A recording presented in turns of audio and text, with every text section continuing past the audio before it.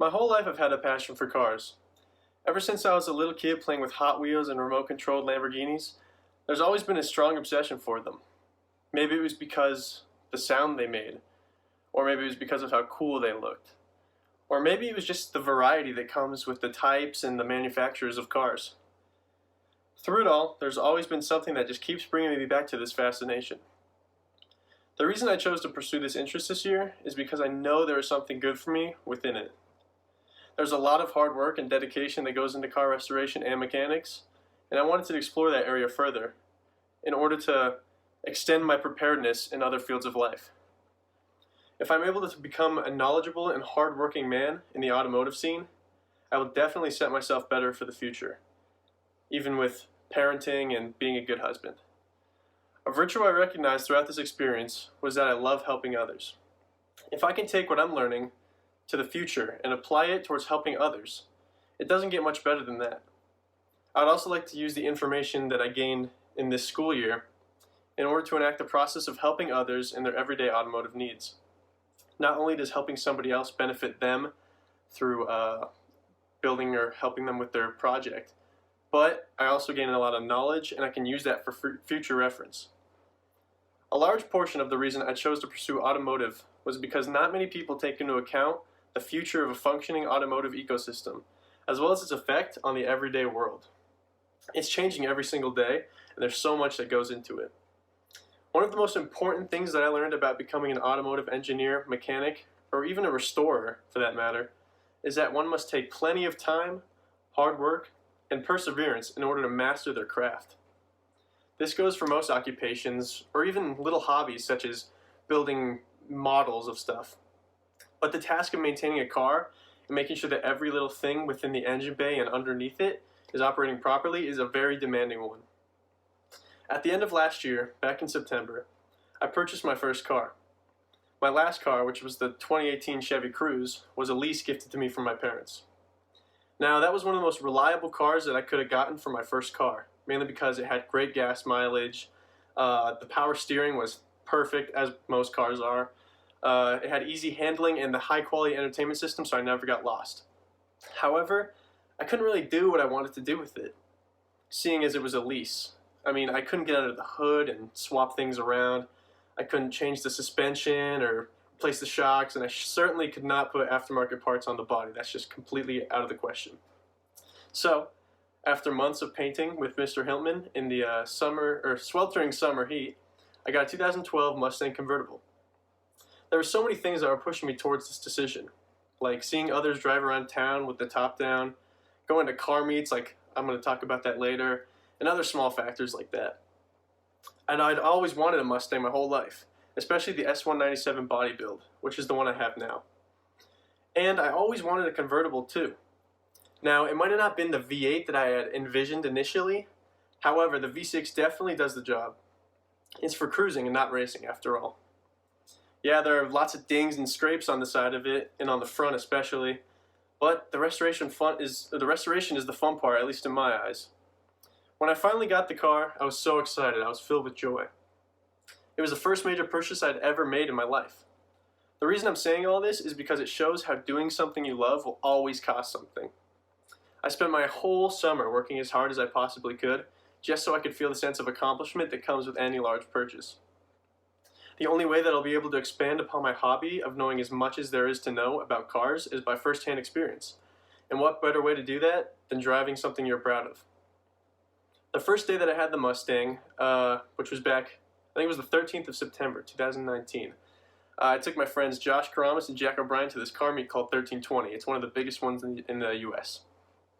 We saw Corvettes, Supras, Mustangs, everything that you could possibly imagine, every type of car was there. Now, no matter how many cool cars there were, the best part about the entire meet was that everyone was walking around and checking out each other's builds. They were handing out pointers and words of advice, ideas for improvement, and they were just being passed from car to car, which I thought was so cool. The automotive industry is loved so much, not just because it creates these big name brands of like these awesome cars of Ford and Ferrari and Lamborghini, but it's the community based around those name brands. For example, the Ford Mustang community is one of the most dedicated in the United States to their craft. If a person owns a Mustang, and this is pretty true, they will most likely spend lots of time and money on aftermarket parts. It's just a commonly known fact within the community. That is exactly what I strive to be a part of, no matter where I eventually end up. The great part about the car scene is that there aren't just select places like California or Colorado or New York that have these events and dedicated communities. They're all over the world. It doesn't really matter where you go, there will most likely be some sort of community. Like Japan has JDM and stuff like that. It's very, very widespread. So, going off of that, a few months ago, for my interview, I spoke with a man named Scott Saunders. My friend Jack O'Brien recommended that I should talk to him because he told me that he's worked in the automotive industry for over 30 years. That's a lot of time to be focused on one type of passion, especially something like automotive that's so demanding. But, as I learned from the interview, he's truly in love with what he does. He mainly works on transmissions, but he's also worked on almost every part of a modern day car. One thing that really resonated with me was when I asked him, how do you want to make an impact and what do you want to be known for through your occupation? And that's a pretty demanding question, but the thing is he answered it so easily because he knows his occupation is right for him. He said, I mentor kids. Like Jack is a Boy Scout, he's referencing Jack O'Brien. Jack is a Boy Scout, and there's a kid standing right next to me right now. He's a Boy Scout too. Back in the day, you could start work on cars at such a young age. Now you have to be professionally trained to even deal with cars. It's not beginner stuff. Getting kids ready for schooling and basic knowledge on how a car works is what I want to do. And that just really resonated with me because it truly shows his passion and love for cars. He wants to pass his knowledge down to the next generation so that we can take that passion that he had and move it further into the future. And the same thing goes for me. I want my passion that I take from others to transfer into the future as well. So that's exactly why I'm pursuing this, just as maybe a hobby, but I'm super excited for this, for the future. And there was a verse that I found, Galatians 5:13, and it tells us, you, my brothers and sisters, were called to be free. But do not use your freedom to indulge the flesh. Rather, serve one another humbly in love. A key word in this verse is serve, because no matter what field I go into, whether it's business or automotive engineering, I want to be able to help others' mechanical issues when it's most needed. There's so much that is necessary that has been going on within the world. I mean, especially with all the stuff that's been going on within the last few months in 2020, there's no better time to be there for one another. Helping others with their everyday needs has become a supernatural part of everyday life, and any way that I'm able to help or serve others, no matter the need, I would be proud to do so, especially in the automotive world. So for my Capstone experience this year, I wasn't able to work on restoring an old car like I thought I would. That was the original idea. However, it's super expensive and it's probably something that I wouldn't be able to finish this school year. So another idea that Mr. Cooper and Mr. Spector came to me about was restoring these old power washers that the school received. It seems completely off the topic of automotive engineering, but it actually has a lot to do with what I was interested in. You see, power washers actually have these motors that are quite similar to everyday car engines, and they have pipes and valves, cylinders. They're similar in structure. They're all they're just very similar in their build.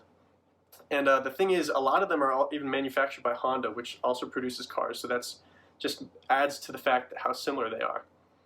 But it couldn't work out either because, I mean, earlier this school year with Mr. Cooper having to be moved to the full-time principal, and especially with the whole COVID-19 situation, it definitely didn't work out. And I wasn't able to communicate or really work with Mr. Spector or Mr. Cooper, or at least not very well. Repairing these machines takes a lot of time, it's very time consuming, and we just didn't have enough time to work on them this year. So instead, I decided to try out some new ideas that would still accomplish what I wanted to do for Capstone. So I eventually came to the conclusion to come up with a few extra things that I would do. So I came up with working on my own car, which I was already kind of working on anyway, visiting Lincoln Tech, which is a trade school in Denver, and to help others on their own personal car projects. Now, I didn't do much to my car because it's been through a good amount of use and it isn't in top performance shape. It had previously been a rental car and two people's personal vehicle, so it had plenty of wear. However, I still decided to put some work into it.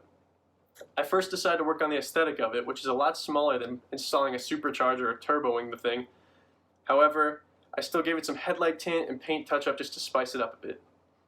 I then went on to work on the brakes and eventually replaced them as well as the shocks.